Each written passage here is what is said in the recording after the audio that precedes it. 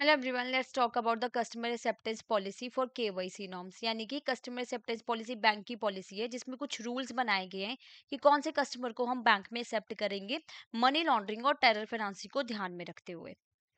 तो no anonymous account यानी कि नो फिक्टिशियस बेनामी नेम्स आर अलाउड। अगर कोई मिस्टर एक्स बैंक में आते हैं और वो कहते हैं कि मुझे अकाउंट ओपन करना है और अपनी कोई आइडेंटिटी प्रूफ ही नहीं दिखा रहे हैं, तो ऐसा अकाउंट ओपन नहीं होगा। Due diligence required.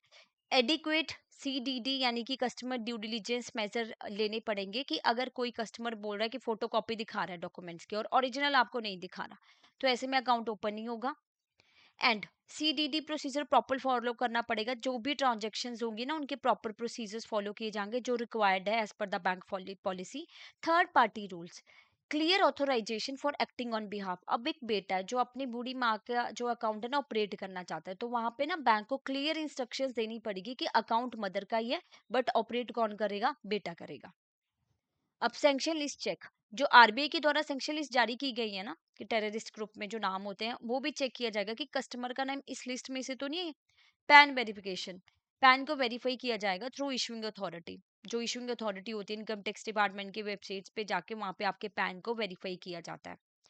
And digital signature. आपके ई डॉक्यूमेंट सिग्नेचर्स वेरीफाई किए जाएंगे। आपने ई आधार कार्ड दिया तो यूआईडीआई की वेबसाइट्स पे जाके आपके सिग्नेचर्स को वेरीफाई किया जाएगा।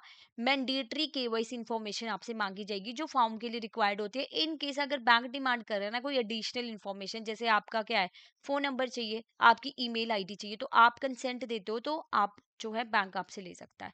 ज्वाइंट अकाउंट अगर है तो दोनों की जो है ना प्रॉपर ड्यू डिलीजेंस परफॉर्म होगी। अब हमारी कस्टमर एक्सेप्टेंस पॉलिसी ऐसी भी नहीं होनी चाहिए कि जो गरीब लोग हैं जिनके पास जो है ज्यादा पैसे नहीं है कि वो अकाउंट ही ना ओपन कर पाए बैंक में।